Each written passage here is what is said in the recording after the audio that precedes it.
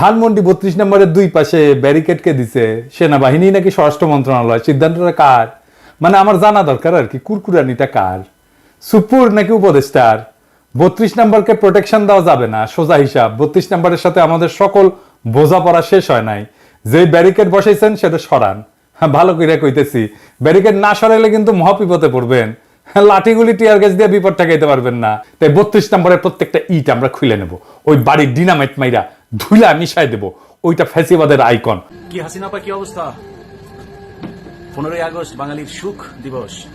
আমরা কিন্তু সুখে আছি, বাংলাদেশের মানুষ খুব সুখে আছে।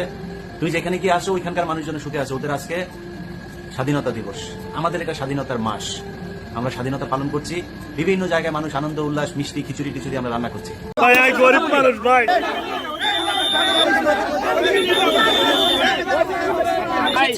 আমি দেখতে আসছি ভাই, দেখতে আসছি। আপনারা কুত্তা লীগ যারা যারা আছেন, যেই ছাত্র মানে ছাত্র লীগ থাকতেন, তো ছাত্র বলা যায় না, যে লীগের পোলাপেলগুলো আছেন, আপনাদের জন্য বসে আছি। 1971 জানেন কয় কি কয়, আমরা খানা খাই না, আর হের বাড়ি টেবিলে বই খানা খায়। হের ছেলের বোর গলা স্বর্ণের জিনিস, হেকো বাড়ি হেরা কি করে জানেন, এসির ভিতরে ঘুমায়। হে মানুষের চিন্তা করে নাই। মুজিবুর রহমানও মানুষের চিন্তা করে না, আল্লাহর কসম, আল্লাহর কসম, হে মানুষের চিন্তা করে নাই। এভাবে ঝাড়ু মিছিল বের হবে ইশরাক সাহেবের বিরুদ্ধে, এটা আমি আশা করি নাই। উনি ভুলটা কি করলেন? আমার মনে হয় ওনার রাজনীতিতে ভুল আছে। আদি রাজনীতি এখন চলবে না, তো যুগ বদলে গেছে। আপনাদেরকে লড়তে হবে কার সঙ্গে জানেন? যে মানুষগুলা শেখ হাসিনার সাথে লড়ছে, যে মানুষগুলা বাংলাদেশের প্রশাসনের সাথে লড়ছে, যে মানুষগুলা ভারতের রড সাথে লড়ছে, সেই মানুষগুলাকে হারাইতে হলে দি ব্রেন রাখতে হবে। এই ব্রেন দিয়া খেলতে পারবেন না। আজকে 15ই আগস্ট বঙ্গবন্ধু শেখ মুজিবুর রহমান সপরিবারে নিহত হয়। এই দিবসটা উপলক্ষে শুধু খেয়াল করেন, 15ই আগস্ট আসতে না আসতেই সমস্ত গণমাধ্যম, পত্র পত্রিকা, চ্যানেলগুলো ঝাঁপায় পড়ে যে কিভাবে মানে এটাকে ফোকাস করবে। আজকে বাংলাদেশের কোনো গণমাধ্যম একটা লাইনও লিখলো না যে আজ 15ই আগস্ট শোক দিবস। আসসালামু আলাইকুম প্রিয় দর্শক, বর্তমান সময়ের বাংলাদেশের রাজনৈতিক প্রেক্ষাপট বা রাজনৈতিক পরিস্থিতির উপর বিশ্লেষণ করে আপনাদের সামনে কিছু গুরুত্বপূর্ণ টপিকস নিয়ে হাজির হয়েছি। এমনকি আমি আশা করছি ভিডিও শুরুটা দেখেই বুঝতে পেরেছেন আজকের নিউজটি কতটা গুরুত্বপূর্ণ। তো প্রিয় দর্শক, যারা ভিডিওটি অন করেছেন তারা ভিডিওটি না টেনে সম্পূর্ণ মনোযোগ সহকারে দেখবেন, তাহলে ভিডিওর মূল রহস্য বা আসল ঘটনাগুলো জানতে বা বুঝতে পারবেন। তো প্রিয় দর্শক, আমি আর বেশি কথা বাড়াবো না, চলুন দেখে আসি আজকের সেই কাঙ্ক্ষিত ভিডিওগুলো। তবে তার আগে বলি, যারা এখনও চ্যানেলটি সাবস্ক্রাইব করেননি তারা চ্যানেলটি সাবস্ক্রাইব করে পাশে থাকা বেল আইকনটি বাজিয়ে দেবেন। আর যারা ইতিমধ্যে সাবস্ক্রাইব করে রেখেছেন তাদেরকে অসংখ্য ধন্যবাদ। তো চলুন দর্শক, আমরা একটা লাইক দিয়ে ধারাবাহিকভাবে সকল ভিডিও বিস্তারিত আলোচনা দেখে আসি। কি হাসিনা আপা, কি অবস্থা? 15ই আগস্ট বাঙালির সুখ দিবস। আমরা কিন্তু সুখে আছি, বাংলাদেশের মানুষ খুব সুখে আছে। তুই যেখানে কি আসো ওইখানকার মানুষজন সুখে আছে। ওদের আজকে স্বাধীনতা দিবস, আমাদের এটা স্বাধীনতার মাস। আমরা স্বাধীনতা পালন করছি, বিভিন্ন জায়গায় মানুষ আনন্দ উল্লাস, মিষ্টি খিচুড়ি টিচুড়ি আমরা রান্না করছি। তোমার বাপের মৃত্যুর জন্য গত বছর পর্যন্ত বাংলাদেশে তোমার চামচারা গার্মেন্টস ফ্যাক্টরি, দোকানপাট মানুষের কাছে জোর জুলুম করে টাকা পয়সা তুলে তারপর 15ই আগস্ট পালন করতো। ওইভাবে করছি না, আমরা নিজেরা টাকা পয়সা দিয়েই করছি। ভিডিও যারা দেখছেন, আগামীকালকে অর্থাৎ আমার ভিডিও যখন আপনারা দেখবেন 15 তারিখ নিউ ইয়র্ক সময় 15 তারিখ সন্ধ্যা 7টায় সবাই জ্যাকসনাইটে চলে আসবেন। খিচুড়ি খাওয়ার ব্যবস্থা করেছি আমরা। আমাদের সুখ স্বাধীনতা দিবস উপলক্ষে আমরা এটা ব্যবস্থা করেছি।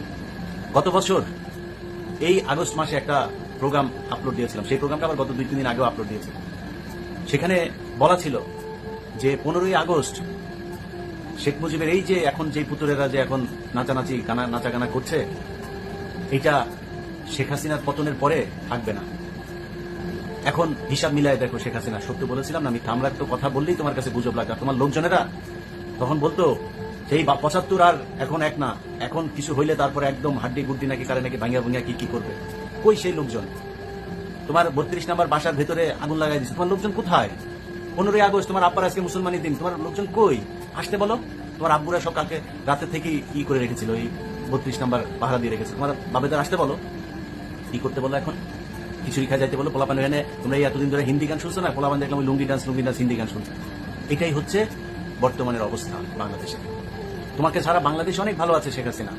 তোমার পুতুরও এখন ইন্ডিয়ার কাছে বলছে ইন্ডিয়া যেন এনশিওর করে 90 দিনের মধ্যে বাংলাদেশে নির্বাচন হয়। তোমরা না এতদিন বললা তোমাদের বিদেশে কোনো প্রভু নাই, বিদেশে যায় তোমরা কান্দাকাটি করো না, জনগণ নাকি তোমাদের শক্তি। তুই সেই জনগণ নিয়ে আসো, এখন পলাইছো কেন? বিনা বছর তুমি পলাও না, বিচারের মুখোমুখি তারেক রহমানকে ধরে নিয়ে যাবা, তারেক রহমান বিচারের সাহস থাকলে বিচারের মুখে, তুমি এখন বিচারের মুখোমুখি হও, দেশে আসো, আসো, যাও, জনগণ তোমার জন্য ওয়েট করতেছে, যাও দেশে। এই কথাগুলি আমরা এতদিন ধরে বলে আসছিলাম। এত বাড়াবাড়ি করা ভালো না। এই 15 বছরে একটা সেক্টর নাই যেই সেক্টরের মানুষকে তুমি খাপাও নাই। কিছু মানুষজনকে সুবিধা দিয়া পুরো বাংলাদেশের মানুষ তোমার অত্যাচার নির্যাতন সহ্য করেছে। সেই সুবিধা নেওয়া লোকজনগুলো এখন কোথায়? কেউ নাই।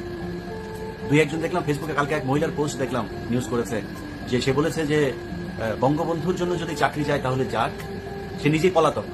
মানে ও জানে ওর যে চাকরি থাকবে না, এমনি জানে, এই পোস্টটা করে রাখলো আর কি, যে বঙ্গবন্ধু তোর চাকরি তো এমনি না, তুই যা অফিসে, তোরা অফিসে খুঁজতেছে, তুই যা।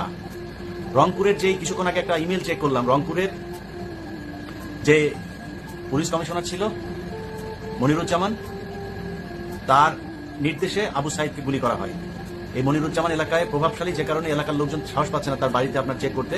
আমাকে একজন পাঠিয়েছে, তার বাড়ি হচ্ছে যশোর জেলার গদখালি, আমি চিনি না, আপনারা যশোরের মানুষজন যারা আছেন তারা নিশ্চয়ই চিনবেন। গদখালিতে তার বাড়ি, তার গ্রামের বাড়িতে সে নাকি পালিয়ে আছে। আমাকে একজন ইমেল করেছে, আপনারা একটু খোঁজ নিয়ে দেখেন ওরে ধরতে পারেন কিনা।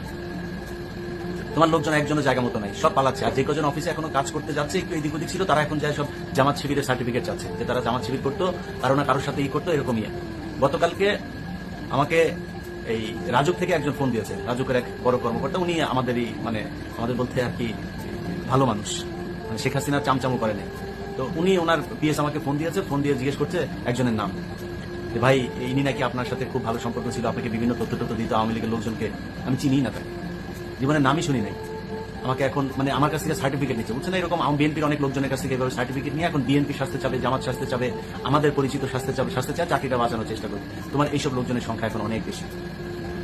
তো তোমার ছেলেরে দিয়া এই যে মাতাল, শরীরের মধ্যে দেখলাম ট্যাটু লাগানো, और एक नमरूद पैदा हुआ।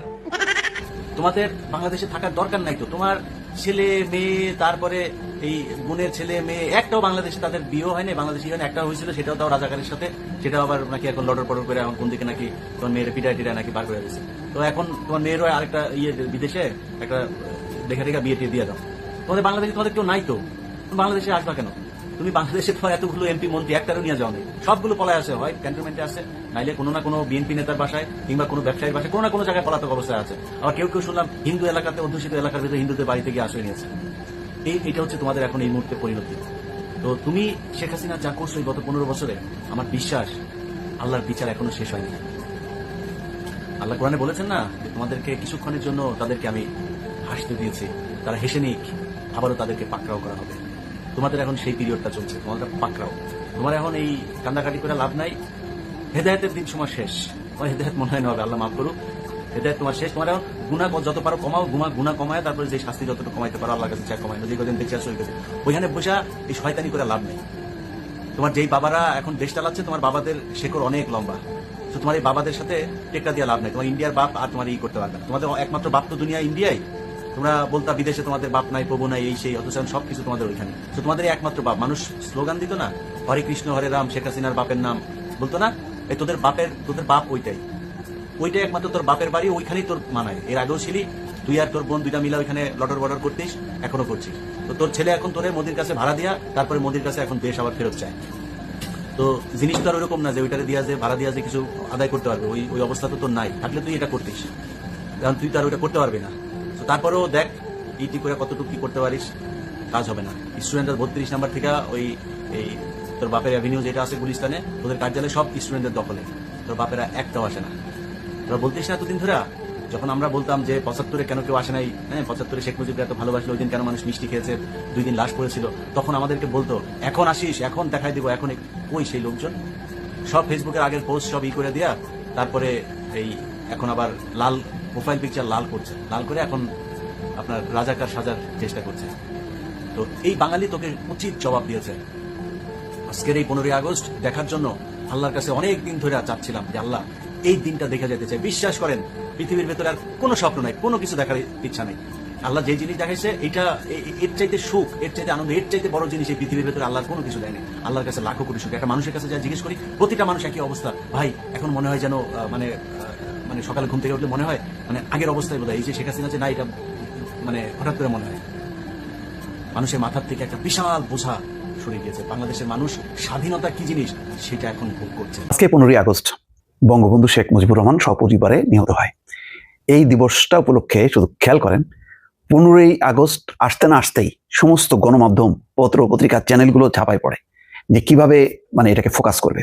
আজকে বাংলাদেশের কোনো গণমাধ্যম একটা লাইনও লিখলো না যে আজ 15ই আগস্ট শোক দিবস, বা আজকে 15ই আগস্ট বঙ্গবন্ধু হত্যা দিবস, বা আজকে এই দিনটা একটা বিশেষ একটা যে দিন, সেই দিনটা নিয়ে কেউ লিখলো না। লিখলো আনন্দবাজার পত্রিকায় খুঁজে পেলাম, বাংলা ভাষাভাষী পত্রিকা আনন্দবাজার কলকাতার। সেখানে তারা লিখছে, তাও ভিন্নভাবে, যে মুজিবের মৃত্যু দিবসে যেন আওয়ামী লীগ শোক পালন করতে না পারে, 15ই আগস্টে সতর্ক ইউনূস সরকার। অর্থাৎ মুজিবের মৃত্যু দিবসে, তাও বঙ্গবন্ধু লেখে নাই যে বঙ্গবন্ধু মুজিবের মৃত্যু দিবসে এইটা লেখে নেই, ভিন্নভাবে বললেও তারা একটা ইতিহাস বর্ণনা করেছে যে 1975 সালে 15ই আগস্ট বাংলাদেশ সেনার 2 ফিল্ড রেজিমেন্ট আর বেঙ্গল ল্যান্সারের ঘাতক বাহিনীর গুলিতে রাজধানীর 32 নম্বর ধানমন্ডি সেই বাড়িতে ঝাঁঝরা হয়ে গিয়েছিলেন বাংলাদেশের জাতির জনক শেখ মুজিবুর রহমান। তার শিশুপুত্র অন্তঃসত্ত্বা পুত্রবধূকেও রেহাই দেননি major Dalim, major Noor, major Huda, major Shahriar Rashid, lieutenant colonel Farukur রহমানের নেতৃত্বাধীন বিদ্রোহী সেনারা। 1.5 ঘন্টার অপারেশনে নিহত হয়েছিলেন 18 জন। সেই নির্মম হত্যাকাণ্ডের 50তম বর্ষপূর্তির দিনে যাতে কোনো অবস্থাতেই মুজিব কন্যা হাসিনার অনুগামীরা প্রকাশ্যে শোক পালন করতে না পারে, তা নিয়ে চূড়ান্ত তৎপরতা শুরু করলো ইউনূস সরকারের নেতৃত্বাধীন অন্তর্বর্তী সরকার। প্রশাসনিক সিদ্ধান্তের কথা ঘোষণা করে বুধবার ঢাকা মহানগর পুলিশের কমিশনার শেখ মোহাম্মদ সাজ্জাদ আলী বলেন, 15ই আগস্টের সূত্র ধরে অপরাধ সংগঠনের চেষ্টা করলে আইন অনুযায়ী তাদের বিরুদ্ধে ব্যবস্থা নেওয়া হবে। আসলে এটা হলো উস্কানিমূলক একটা রিপোর্ট। আজকে কোনোই নির্দেশনা নেই, কোনো বক্তৃতা নেই। পুলিশ তার মতন করে তো করবেই, যে আওয়ামী লীগ অ্যাক্টিভিটিস করবে, আওয়ামী লীগের কার্যক্রম যেহেতু নিষিদ্ধ, সুতরাং 15ই আগস্ট হোক, 16ই আগস্ট হোক, যাই হোক না কেন, সেখানে তারা করতে দেবে না। তারপরেও আজকে 32 নম্বরের সামনে একটা উত্তেজনা, 3 জনকে গণধোলাই দেওয়া হয়েছে আওয়ামী লীগ বা ছাত্রলীগ সন্দেহে। তার মধ্যে আবার দেখা গেল একজন হচ্ছে শিবিরের নেতা। এটা নিয়ে আবার ছাত্রদলের সাথে শিবিরের বাকবিতণ্ডা হয়েছে, তারপরে সমঝোতা হয়েছে। তো আজকে এটা ঠিক 32 নম্বরের উপরে আজকে প্রথম তো 5ই আগস্ট হয়েছে এক দফা, তারপরে আবার কয়েক মাস পর আবার সেখানে 5ই ফেব্রুয়ারি সম্ভবত আবার ভেঙে এটা রীতিমতো গুড়াই দিছে। আজকে দেখলাম যে অনেকগুলো মিছিল সেই 32 নম্বরে সেখানে ধ্বনি দেওয়া হচ্ছে, যুবদল, ছাত্রদল, এটা শক্তি দেখানো হচ্ছে। এটা বিএনপির কোনো কর্মসূচি না, বিএনপির কোনো নির্দেশনা নেই। এটা যার যার মতন করে স্থানীয়ভাবে তারা তাদের শক্তি দেখাচ্ছে, কর্মসূচি পালন করতেছে, পাল্টা কর্মসূচি, যাতে সেখানে সংগঠিত হতে না পারে। বিএনপির কেন্দ্রীয়ভাবে কোনো রকম এই ধরনের কোনো নির্দেশনা নেই, আমি নিশ্চিত, কারণ এরকম কোনো বিজ্ঞপ্তি দেখিনি। যাই হোক, এখানে এনসিপির সমর্থক কারো অতি উৎসাহী লাইভ দেখলাম, কথাবার্তা বলছে। কিন্তু সবচেয়ে বড় কথা হলো, কি আশ্চর্য ব্যাপার যে একটা গণমাধ্যমও নেই। তাহলে এটা কি এরকম গণমাধ্যমের উপর সেন্সর আরোপ করছে সরকার? তাও তো না। তাহলে এটা ওই যে সেলফ সেন্সরশিপ, সেটাই তো মনে হচ্ছে। কিন্তু একটা গণমাধ্যম নেই। এই গত 15 বছরে কতগুলো গণমাধ্যম পয়দা হলো, একটা গণমাধ্যম আজ শোক দিবস বা আজকে বঙ্গবন্ধুর সেই নির্মম হত্যা দিবস, এরকম কোনো স্টোরি তারা দিল না। এটাও কি সাংবাদিকতা, স্বাধীন সাংবাদিকতা? এটাও তো আবার আজকে আনন্দবাজার পত্রিকা যেভাবে স্মরণ করে এক ধরনের উস্কানিমূলক রিপোর্ট হলেও তারা লিখেছে, মানে ইতিহাসটা বর্ণনা করেছে।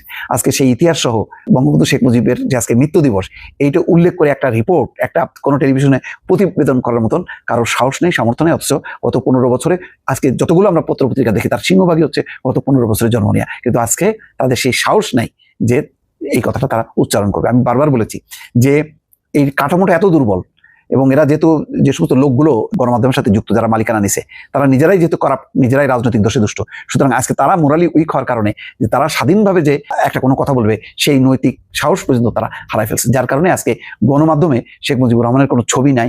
আজকে যে একটা 15ই আগস্ট শেখ মুজিবুর রহমানের মৃত্যু দিবস, সেটা উল্লেখ করার মতন কারোর কোনো হিম্মত হলো না। আজকের মতন নিউজটা এখানে শেষ করছি। ফিরে আসছি পরবর্তীতে অন্য কোনো নতুন টপিকস নিয়ে। সে পর্যন্ত ভালো থাকবেন। আল্লাহ হাফেজ।